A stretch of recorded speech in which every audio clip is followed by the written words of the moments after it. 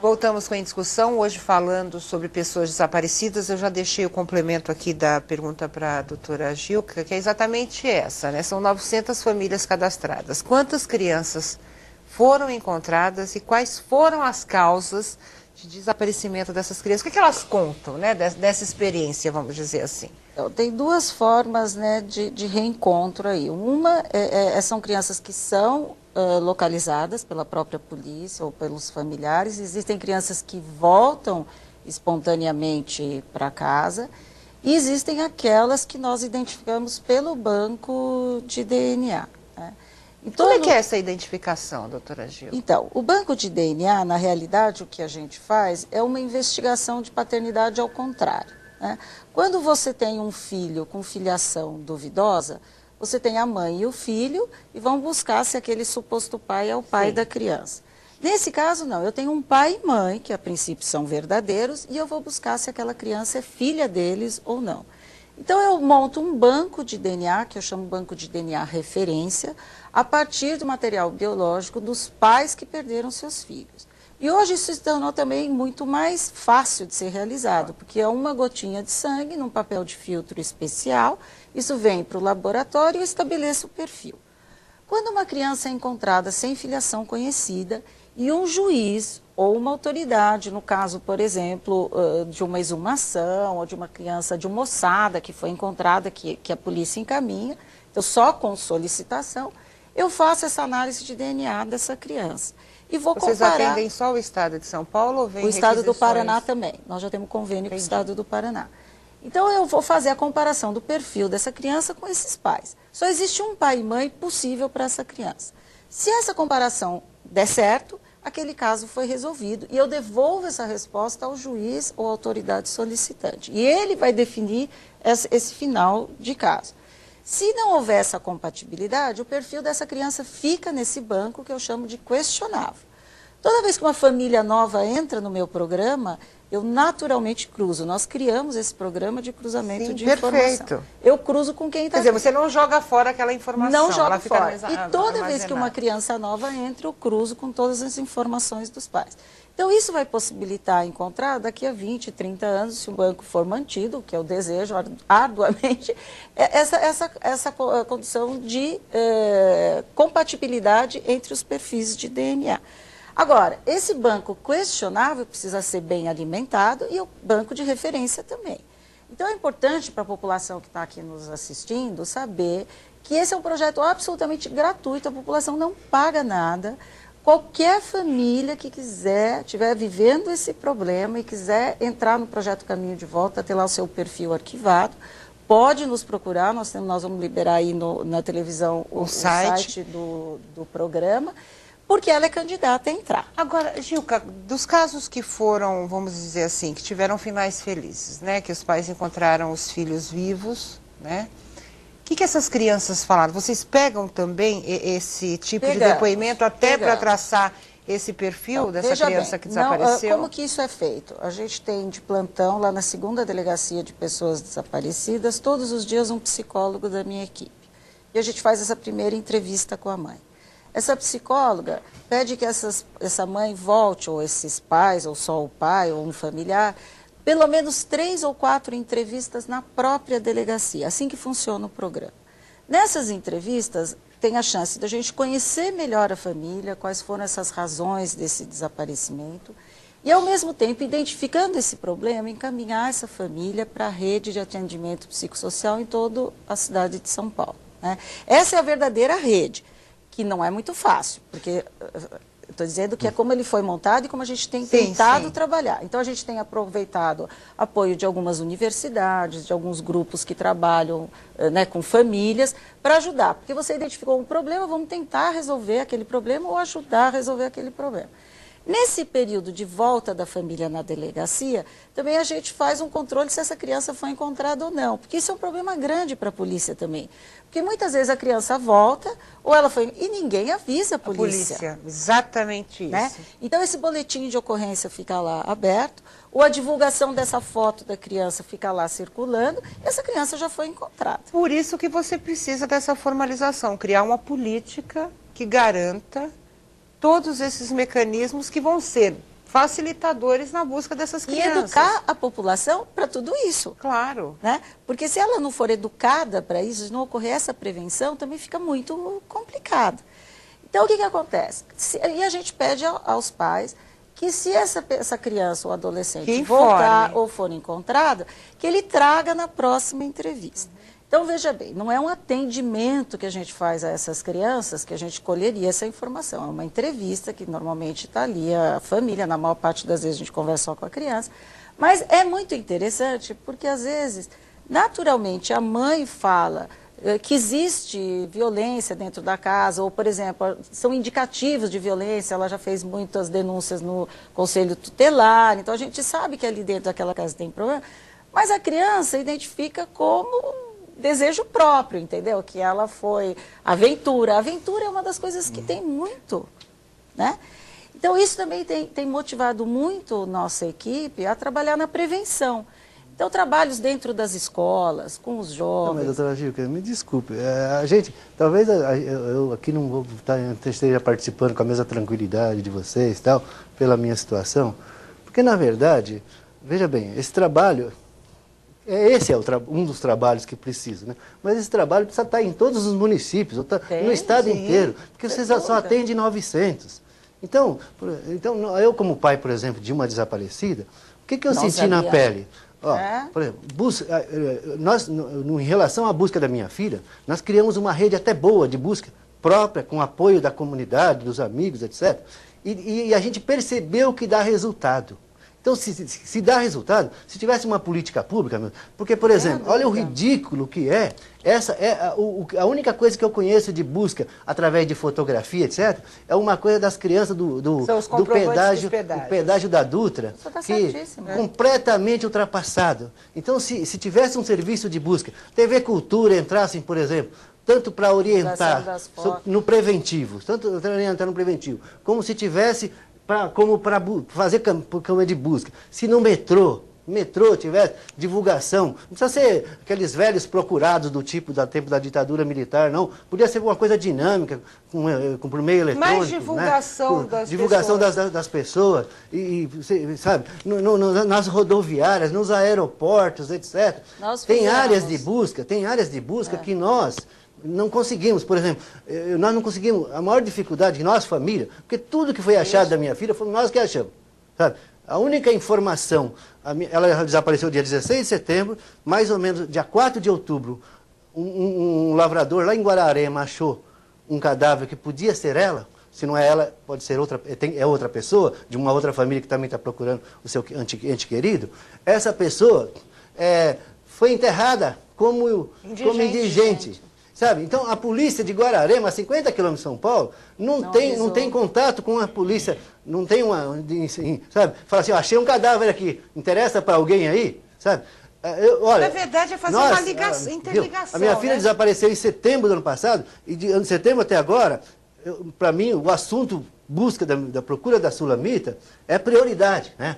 É prioridade da minha vida, de um monte de gente da minha família.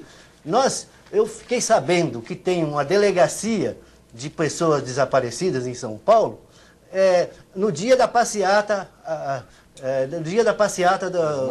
das Mães da Sé, no dia 25 de maio. É triste. E olha que eu lidei com polícia militar, com polícia civil, lidei com o COI e lidei com o DHPP.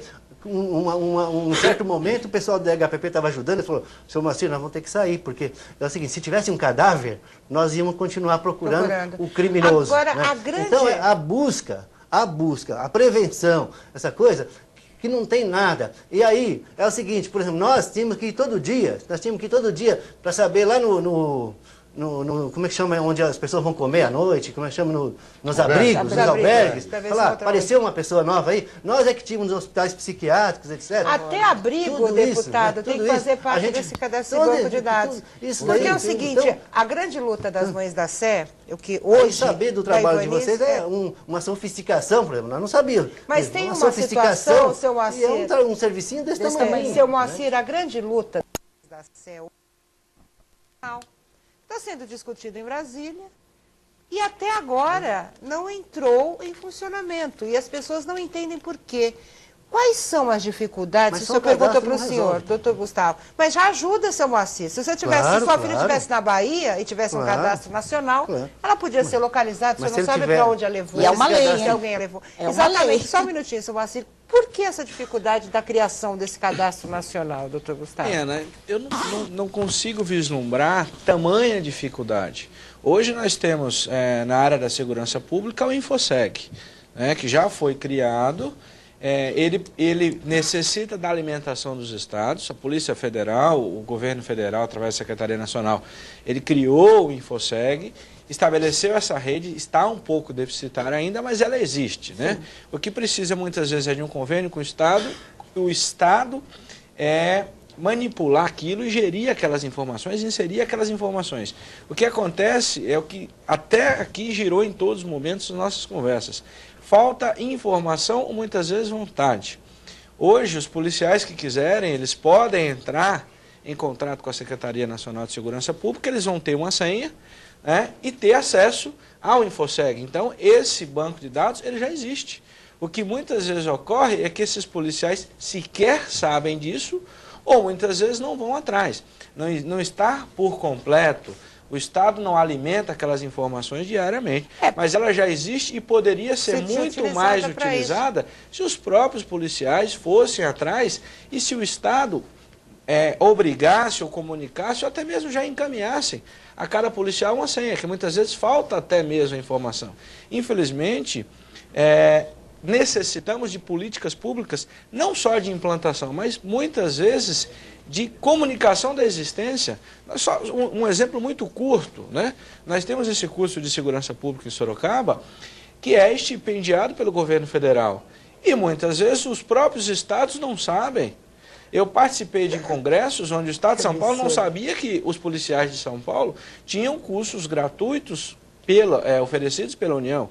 Então esse projeto já existe e ele pode ser deficitário, mas eu acho que o déficit maior é daquele que utiliza. Ele teria meios de utilizar, muitas vezes não faz, até mesmo porque talvez falte efetivo, né? Nós estamos buscando outras questões mais referentes à segurança pública e deixamos isso de lado. Mas existe sim, não é o ideal, mas é muito bom. O que falta muitas vezes é a informação daqueles que atuam na área de segurança pública. Porque criando um banco de dados em São Paulo, deputado Hamilton Pereira, é o grande passo, acho, para você criar a rede propriamente dita, porque esse cadastro nacional vai ser abastecido pelos estados. São Paulo pode estar organizado, mas você tem estados menores que têm uma realidade totalmente diferente da nossa, deputado Hamilton. Como é que fica isso? Olha, Ana, num dado momento da nossa conversa, e eu quero, inclusive... O senhor tem foto da Sulamita aí? Deixa eu pegar aqui, depois para a gente mostrar. Depois eu mostro, pode falar. Num dado momento da nossa conversa, porque na realidade o grande arquiteto desse projeto de lei foi o próprio Moacir, que vive isso na pele, porque nós sentamos e ele foi discorrendo sobre a sua via cruz. A sua angústia, né? Porque ele está angustiado, é uma angústia mesmo. É de que nós devemos envidar todos os esforços para criar essa rede, fazer essa conexão entre os órgãos todos, né? Eu estou determinado, inclusive, viu, Moacir, eu quero ir para Brasília, quero conversar com o nosso ministro da Justiça, porque eu acho que nós podemos aperfeiçoar.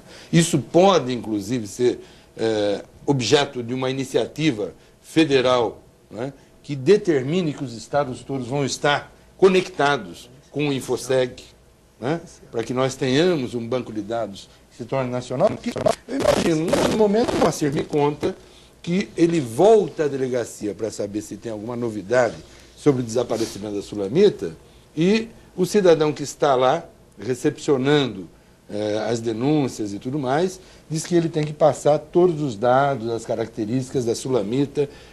Mas já passei isso. De novo. Quando fiz... Ah, não, você passou para um outro plantão. Olha que absurdo. Se um plantão não conversa com o outro, como é que está sendo a relação da Polícia Civil com a Polícia Militar, com o Ministério Público, com os conselhos tutelares, enfim, que é isso que nós queremos criar, não é? É isso que nós queremos criar, essa rede no estado de São Paulo, por razões óbvias, aqui desaparece o maior número de pessoas, mas queremos também conectar isso ao InfoSeg, não é? Para que você também saiba que uma pessoa que saiu daqui... Você tendo estrutura, você amplia o banco de uma DNA. Pessoa que saiu daqui você do estado de São amplia Paulo, tudo isso, informa né? as pessoas que existem. E se locomoveu para um outro estado, também possa ser alcançada nesse outro estado. Deputado, você lembra do caso do menino que fugiu de casa? 13 anos, ele não podia pegar um ônibus interestadual. Ele saiu de São Paulo e foi parar lá em Pernambuco. Quer dizer, ninguém viu esse menino sozinho na rodoviária? Ele entrou no ônibus segurando a mão de alguém? Não. Agora, mas nenhum tipo de fiscalização acontece nesse sentido. Ana, ao par de todas as iniciativas institucionais, né, parlamentar, envolver a Assembleia nisso, eu acho que o fundamental, e isso é bom dizer aqui para os nossos telespectadores, as pessoas têm que aprender a se colocar no lugar da outra. Opa. Sentir a dor do outro, sabe? Porque eu tenho 5 filhos, 4 netos, 3 garotas e 1 garoto. Quer dizer, eu fico imaginando se fosse meus filhos, inclusive o Moacir conhece, somos amigos de há muito tempo. Se fosse o meu, custa para um delegado, sabe, para um investigador. Se fosse com ele, recepcionou né? a denúncia, delegado pensar que se fosse com ele. Se fosse o meu filho, agora, se fosse alguém da minha família. O desespero das famílias, ô Gilca, como é que é isso para lidar? Porque, na verdade, todos querem uma resposta. O seu Moacir não é uma exceção. Ele é uma regra, no caso das famílias de pessoas desaparecidas. Eles querem resposta. Eles querem, claro, encontrar o filho vivo, bem, mas também, se for a pior notícia, como eu vi de uma amiga que tem um pai desaparecido, quero dar um enterro digno para o meu pai. Então, como é que fica essa situação? Como é que chegam essas famílias lá? Essa é uma frase que a gente ouve sempre, né? Que quem tem a perda já vive com a angústia do luto, né? Agora, esse luto que nunca se acaba, ele é muito difícil, né? Então, agora, eu acho assim, eu vou responder essa sua pergunta, mas eu acho que, voltando um pouco do que a gente estava falando do Cadastro Nacional, que nós fazemos parte da Redesap, né? Nós ajudamos a alimentar esse cadastro, existem várias normas, inclusive, para você colocar. A criança tem que estar desaparecida durante um certo tempo, para daí entrar no cadastro. O que tem até uma certa lógica, porque se você pensar que existe uma alta reincidência de fuga, né, então você aí também começa a alimentar com fotos que também não são reais, porque a criança já voltou. Então é um mecanismo realmente difícil aí de trabalhar, mas ele não tem que ser bem estruturado, porque exatamente, se acontecer isso, tem que ser retirado da estudado. criança. É melhor ter excesso de informação do que falta. faltar. Mas eu acho que é uma coisa que tem que ser bem trabalhada realmente. Agora, antes disso, a gente tem que lembrar que todas as famílias não têm fotos dos seus filhos, gente. É, verdade. As famílias perdem as fotos dos seus filhos numa enchente, num incêndio. São famílias que, se tem a foto às vezes é dentro de um aniversário que a criança está torta, pagando uma velhinha do bolo. Essa é a única foto que a família tem. Então, cadê o Estado que não tem, por lei, por obrigação, fotografar os seus meninos, suas pessoas? Hoje você vai em qualquer repartição pública, em qualquer prédio, você chegar lá, ninguém te pede, pode ou não pode, porque se você não desce também não entra, é ou não é? E tira sua foto. Você é fotografado. Agora, vocês já viram tirar foto lá no prédio das crianças? Não tiram. Não. Então, a pessoa também entra no prédio com uma criança que pode não ser dela, não tem registro nenhum dessas crianças. A escola tem que ser guardiã das fotos, com periodicidade. Ou seja, todo ano, quando vai fazer a matrícula, tem que tirar foto e arquivar. É a história da internet. Antigamente, a internet hoje as não escolas custa públicas nada. faziam isso antigamente. O que custa a internet hoje? Você tem um arquivo dentro do seu computador com a foto das crianças. Então, isso é muito importante, porque também isso pouca gente sabe.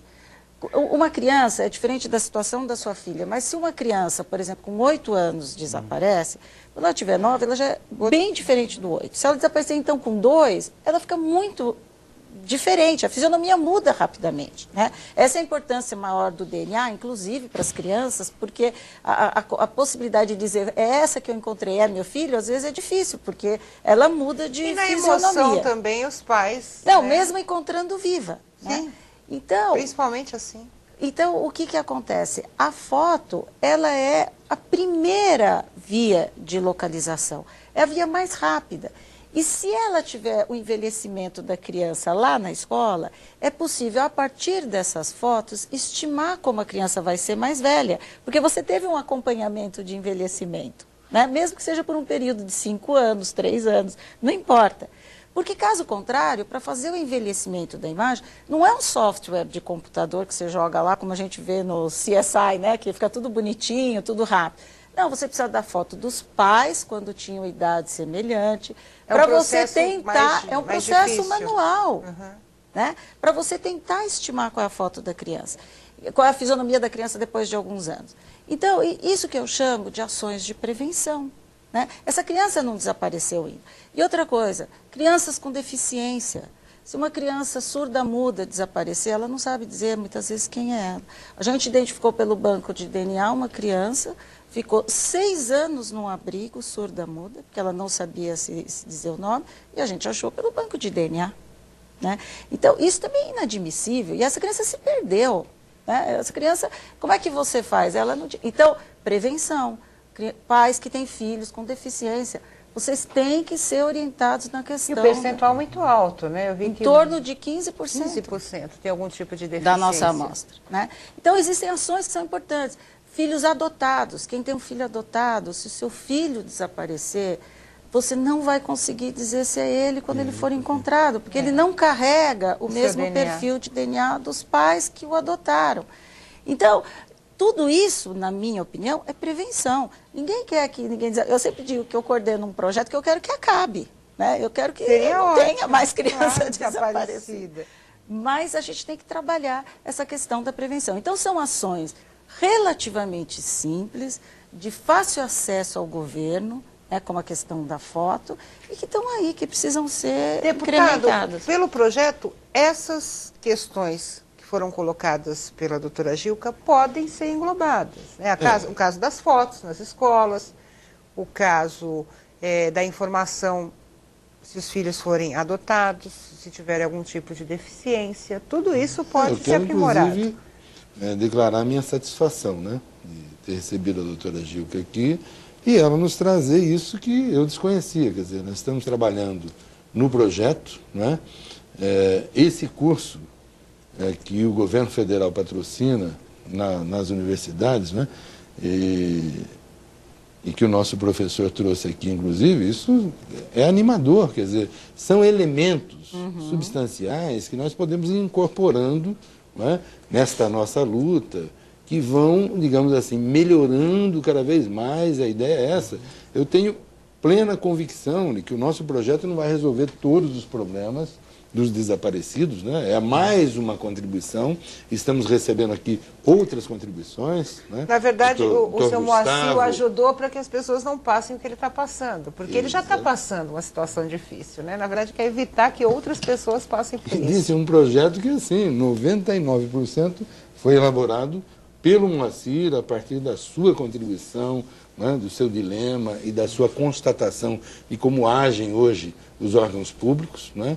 Até com uma certa indiferença em relação aos desaparecimentos. Eu ouvi, no dia da passeata das Mães da Sé, lá no centro de São Paulo, eu ouvi depoimentos assim, de tratamentos até jocosos por parte das autoridades, né, com as mães vão lá com a sua dor, se apresentam, falam do desaparecimento, e alguns tratamentos assim, indiferentes, quando não, como disse, até jocosos em relação a esses eventos. Eu quero agradecer os nossos convidados, né? O Gustavo, a doutora Gilca, né? E o Moacir, que trouxe esse depoimento aqui. Eu acho que esse é um grande trabalho prestado pela TV Assembleia, inclusive, porque nós podemos depois, obviamente, a partir das cópias desse programa, disseminar essas cópias, as informações todas. É uma grande contribuição que a TV Assembleia presta, né? E agradecer, Ana, que mesmo com febre, 40 graus de febre aí, gripada, veio aqui e nos atendeu. A causa é boa, a causa valeu. Quero agradecer, o nosso tempo chegou ao fim, mas a gente já divulgou aí o site do projeto Caminho de Volta, e é isso que a gente espera, né, que as pessoas desaparecidas tenham esse caminho de volta, que essa é a esperança, na verdade, de todas as famílias que têm entes queridos que estão perambulando por aí. Então eu quero agradecer a doutora Gilca, professor Gustavo, seu Moacir, desejando boa sorte, esperando que não seja a Sulamita, que o senhor encontre com vida, né? E a gente está torcendo para que muitos pais também tenham ou ela nos essa encontra. experiência. Ela nos encontre, né? E agradecer principalmente ao deputado Hamilton Pereira, que nos deu a oportunidade de debater esse assunto, esperando que o projeto vire lei.